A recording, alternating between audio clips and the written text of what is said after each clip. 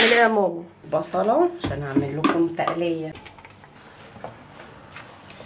بصي بعمل بصله، ولازم البصله تبقى كتيره بتاعه البصل التقليه الساده.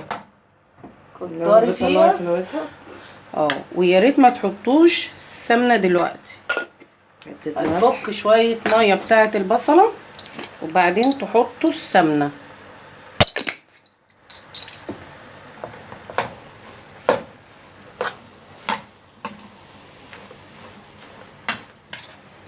بصوا البصله بتاعت التقليه الساده كتيره ازاي. بنكتر البصله وبنقلل القوطه عشان يبقى طعمها حلو. بصوا خلينا مع بعض اهو لحد ما تنزل ميتها، وهوريكم لما هاجي احط السمنه هحطها في انهي مرحله. لان بصوا شايفين الميه بتاعتها ازاي. لما تنشف الميه دي خالص هحط بقى فيها السمنه اهو. نضرب القوطه بتاعتها، والقوطه نصفيها، ما تحطوهاش من الخلاط على الحله على طول.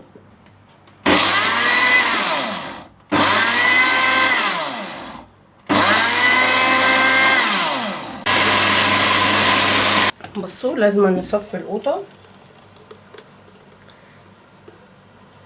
حاولوا ما تحطوهاش بقشرها. تعالوا اوريكم مرحله البصله من قبل ما نصفي القوطه. الميه اللي نزلت منها قد ايه. بصي قربي، بصي. فما ينفعش نحط سمنه بالميه دي، هتاخد منكم سمنه كتير قوي، هتاخد منكم تقليب كتير قوي تحمير.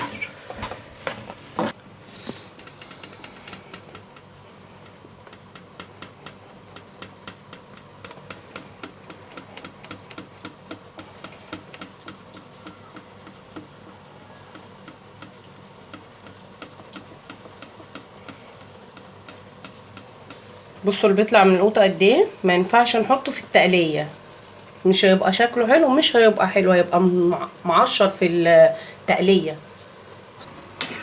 ادي اللحمه اللي بتتسلق اهي. في المرحله دي هنبتدي نحط السمنه، هي ابتدت خلاص بصوا تنشف خالص اهي اهي. نحط بقى السمنه.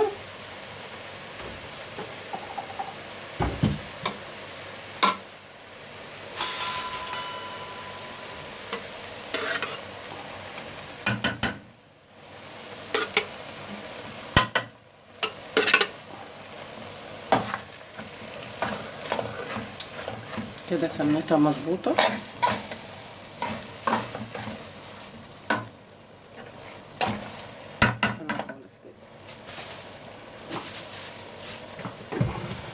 يلا بقى تحمر وارجع لكم تاني. بصوا اول ما وصلنا للمرحله دي البصله بالطريقه دي اهي، شايفينها كده. هنحط بقى القوطه، ما تخليهاش بيضه ولا تغمقوها اكتر من كده عشان ما تمررش معاكم اهي. صفرة جميله. نحط بقى القوطه.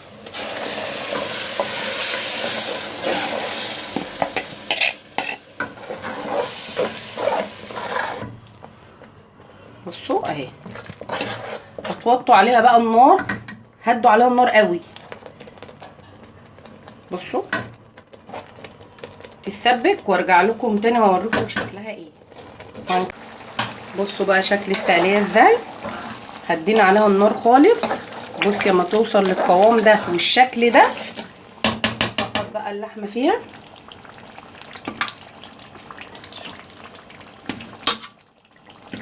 تاكلوا احلى تقليه بالمنظر ده. بس لازم النار تبقى واطيه قوي عليها عشان تتسبك وتبقى، واللحمه تكون مسلوقه. هنديها غلوتين. انا نقلتها في الحله الصغيره عشان تشوفوا بس شكلها. بصوا عامله ازاي، طعمها جميل جدا، شكلها بيتكلم عنها على فكره. ما تخففوهاش ولا تقلوها. ايه رايكم بقى مع شويه بتنجان مخلل مع شوية وملوخية، وتاكلوا بألف هنا وشفا. ونخلي شوية بتنجان مخلل، وهوريكم وهوريكم شكل البتنجان ياما مخلله برضو، ودي شكل التقلية اللي احنا عملناها مع بعض. يعني المخلل على فكرة الدقة دي احنا مخزنينها من السنة اللي فاتت، ابقى اوريكم بقى في فيديو تاني احنا بنخللها ازاي وبنحتفظ بيها سنة كاملة. احنا السنة دي لسه ما عملناش.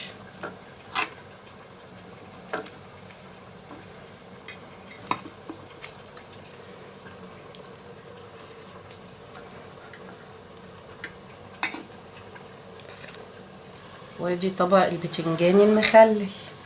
يلا بقى نروح نطش للملوخيه ونرجع تاني مع بعض.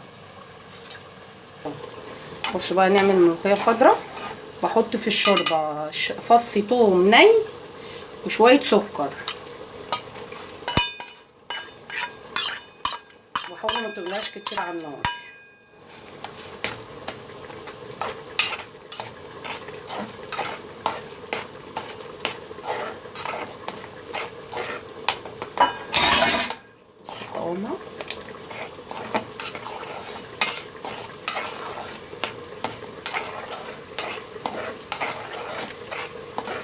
وانا بعملها ايدي في الطشه برضو، نطشها مع بعض. وعندي ما التومه قرب ما هي هتتحمر هنحط مع بعض شويه كزبره. ادي التومه احنا بنحمرها سيكه، بس هنحط فيها كده في المرحله دي هنحط شويه كزبره خضراء. وعلى فكره الملوخيه الخضراء بس هي اللي بيتحط لها كزبره، الناشفه ما بيتحط لهاش. طبعا نروح نطشها مع بعض.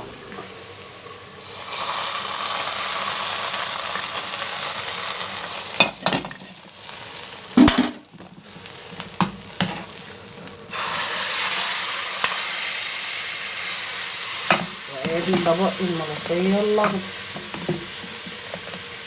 شويه مش عايزه الحوض. ايوه بتاعتنا على فكره هي الخضره جدا، هي الكاميرا اللي ظلماها.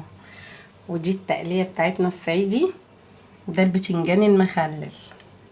ايه رايكم في اكلنا النهارده؟ ايه رايكم بقى في اكل ماما النهارده؟ لو عجبكم بقى الاكل ما تنسوش تعملوا لنا كومنت حلوه كتير.